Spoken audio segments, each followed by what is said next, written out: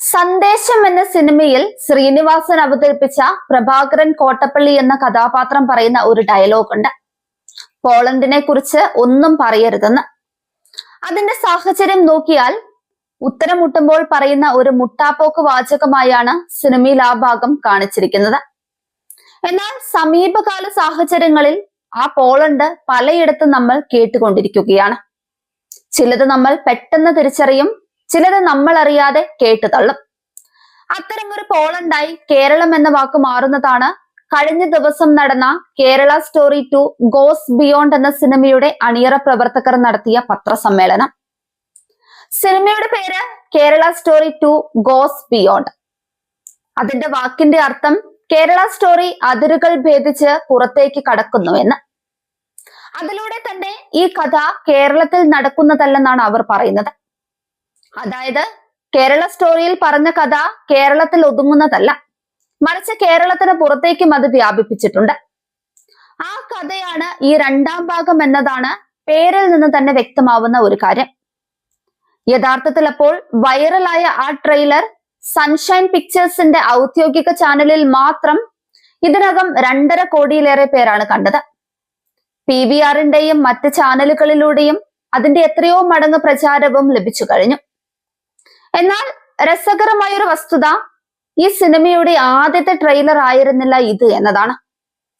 1 മാസം മുൻപ് സിനിമയുടെ ആദ്യ ടീസർ വന്നു ഇതേ ചാനലിൽ.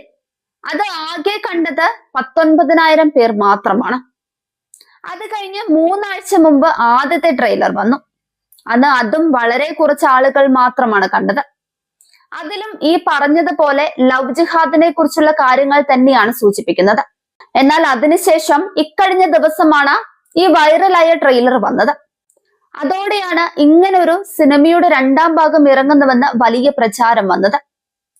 അതിൽ ഒരു രംഗത്തിൽ ഒരു പെൺകുട്ടിയെ ബീഫ് കഴിക്കാൻ നിർബന്ധിക്കുന്ന രംഗമുണ്ട്. അതോടെ കേരളത്തിലെ സോക്കോൾഡ് പുരോഗമനവാദികൾ ഉണർന്നു. കേരളത്തിൽ എവിടെയാണ് ഇങ്ങനെയൊരു സംഭവം എന്ന ആക്രോശങ്ങളായി. നാടുനീളെ ഡിവൈഎഫ്ഐയുടെ ബീഫ് ഫെസ്റ്റായി. ദേശതലത്തിൽ തന്നെ ശ്രദ്ധ നേടുന്നത് അവിടെ മുതലാണ്. ആരും ശ്രദ്ധിക്കാതെ പോയ ആദ്യ 2 ശ്രമങ്ങൾക്കിപ്പുറം നിർമ്മാതാക്കൾക്ക് തങ്ങളുടെ ചിത്രം ഫെബ്രുവരി 27 ഇറങ്ങാനിരിക്കെ വലിയ ശ്രദ്ധ നേടേണ്ടത് ആവശ്യമായിരുന്നു. അത് കൃത്യമായി നടന്നിട്ടുമുണ്ട്. വിപുൽ ഷാ നിർമ്മിച്ച ആദ്യ ഭാഗം 15 കോടിയോളം ചെലവാക്കിയാണ് നിർമ്മാണം പൂർത്തിയാക്കിയത്. എന്നാൽ ബോക്സ് ഓഫീസിൽ 300 കോടിയിലധികമാണ് ചിത്രം നേടിയത്. എന്ത് വിമർശനങ്ങൾ ഉന്നയിച്ചാലും ഒരു കലാസൃഷ്ടി എന്ന നിലയിലും വാണിജ്യ ഉൽപ്പന്നം എന്ന നിലയിലും കേരള സ്റ്റോറി വൻ വിജയമാണ് നേടിയത്. അതിനവരെ സഹായിച്ചത് ആ സിനിമ ആർക്കു വേണ്ടിയാണോ പ്രൊപ്പഗാൻഡ ലക്ഷ്യമിട്ടത് അവരെ കൊണ്ടായിരുന്നില്ല, മറിച്ച് എതിർക്കുന്നവരാണ് ആ സിനിമയുടെ പ്രചാരണം ഏറ്റെടുത്തത്. ഇപ്പോൾ അതിന്റെ രണ്ടാം ഭാഗത്തിനും സമാന സാഹചര്യമാണ് ഉരുത്തിരിയുന്നത്. ഇപ്പോൾ വിമർശനം ഇത് കേരളത്തിൽ നടക്കുന്നതല്ല എന്ന് പറഞ്ഞാണ്. നിർമ്മാതാക്കളും പറയുന്നത് ഇത് കേരളത്തിലെ കഥയല്ല എന്ന് തന്നെയാണ്. അത് സിനിമയുടെ പേരിൽ തന്നെ വ്യക്തമാവുന്ന കാര്യവുമാണ്. കേരള സ്റ്റോറി കേരളത്തിന് പുറത്തേക്ക് വ്യാപിക്കുന്നു എന്നതാണ് സിനിമയുടെ പേര് തന്നെ. അതിൽ നിന്ന് ഒറ്റ നോട്ടത്തിൽ തന്നെ മനസ്സിലാവുന്നത് കേരളത്തിൽ നടന്ന കഥകൾ കേരളത്തിന് പുറത്തും നടക്കുന്നുവെന്നും അതാണ് സിനിമയുടെ ഇതിവൃത്തമെന്നുമാണ്. അപ്പോൾ പിന്നെ അതിൽ കേരളത്തിന്റെ കഥ എവിടെ എന്ന് ചോദിച്ച് നടക്കുന്നതിൽ എന്ത് കാര്യമാണുള്ളത്? കേരളവുമായി ബന്ധമില്ലാത്ത ഒരു കഥയ്ക്ക് കേരള സ്റ്റോറി എന്ന് പേരിട്ടത് ശരിയായില്ല എന്ന് വേണമെങ്കിൽ പറയാം. പക്ഷെ അതിനും നിർമ്മാതാക്കൾ അവരുടേതായ വിശദീകരണം തരുന്നുണ്ട്. ഓരോ സിനിമയുടെയും രണ്ടാം ഭാഗവും 3-ാം ഭാഗവും ഒക്കെ ഇറങ്ങുമ്പോൾ ആ പേരിന്റെ ഒരു ഭാഗം അതിനൊപ്പം ഉണ്ടാവുന്നത് സ്വാഭാവികമാണെന്നത് കൂടി ഓർക്കേണ്ടതാണ്. സിനിമ പുറത്തിറങ്ങുന്നതിന് മുമ്പായി അണിയറ പ്രവർത്തകർ നടത്തിയ പത്രസമ്മേളനത്തിൽ വോട്ട് ചോരി പത്രസമ്മേളനത്തിൽ രാഹുൽ ഗാന്ധി അണിനിരത്തിയതുപോലെ 35-ലധികം ലവ് ജിഹാദിരകളെ വേദിയിലെത്തിച്ചിരുന്നു. അവരിൽ എല്ലാവരും തന്നെ കേരളത്തിന് പുറത്തു നിന്നുള്ളവരാണ്. അതോടെ കേരളത്തിൽ നിന്നുള്ള മാധ്യമ പ്രവർത്തകർ ക്ഷുഭിതരാവുകയും ഇതിൽ കേരളത്തിലെ ആരുമില്ലല്ലോ എന്ന് വാദിക്കുകയും ചെയ്തു. അതോടെ സിനിമയുടെ അണിയറക്കാർ അതിനിത് കേരളത്തിലെ കഥയാണെന്ന് എവിടെയാണ് പറയുന്നതെന്നും കേരളത്തിൽ നടന്ന കഥ 1-ാം ഭാഗത്തിൽ പറഞ്ഞു കഴിഞ്ഞെന്നും അതിന്റെ തെളിവുകളും ഇരകളുടെയും കുടുംബാംഗങ്ങളുടെയും അഭിമുഖങ്ങളും അഭിപ്രായങ്ങളും യൂട്യൂബിൽ പരിശോധിച്ചാൽ കിട്ടുമെന്നും ഇത് കേരളത്തിന് പുറത്ത് നടന്ന കഥയാണെന്നും വ്യക്തമാക്കുന്നുണ്ട്. അതാണ് സിനിമയുടെ പേരിൽ കേരള സ്റ്റോറി ഗോസ് ബിയോണ്ട് എന്ന ടാഗ് ലൈൻ ഉള്ളതെന്നും അവർ വ്യക്തമാക്കി. പക്ഷേ മാധ്യമപ്രവർത്തകർ കേരള എന്ന വാക്ക് കേരളത്തെ കുറിച്ചുള്ള കഥയല്ലെങ്കിൽ എന്ത് ഉപയോഗിച്ചു എന്ന വാദത്തിൽ തന്നെ തുടർന്നു. പക്ഷെ നിർമ്മാതാക്കൾ അവരുടെ വാദവും പറഞ്ഞു. കേരളത്തിലെ കഥ ആദ്യ ഭാഗത്ത് പറഞ്ഞിരുന്നു. അതേ കഥകൾ ഇന്ത്യയുടെ ഇതര ഭാഗങ്ങളിൽ നടക്കുന്നതാണ് സിനിമ.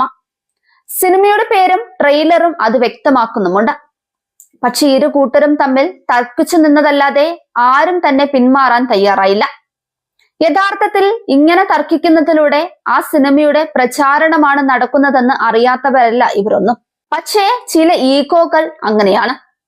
ഈ ഒരു സിനിമ കൊണ്ട് കേരളത്തിന്റെ അഭിമാനബോധം ഇടിഞ്ഞു വീഴുമെന്നാണ് ഇവരുടെ ഭയം. അങ്ങനെയെങ്കിൽ ആദ്യ ഭാഗത്തിൽ തന്നെ അത് സംഭവിക്കണമായിരുന്നു. എന്തായാലും ആദ്യം പറഞ്ഞതുപോലെ കേരളം എന്നത് ഒരു പോളണ്ടായി മാറുന്ന സാഹചര്യമാണ് ഇവിടെയും കാണുന്നത്.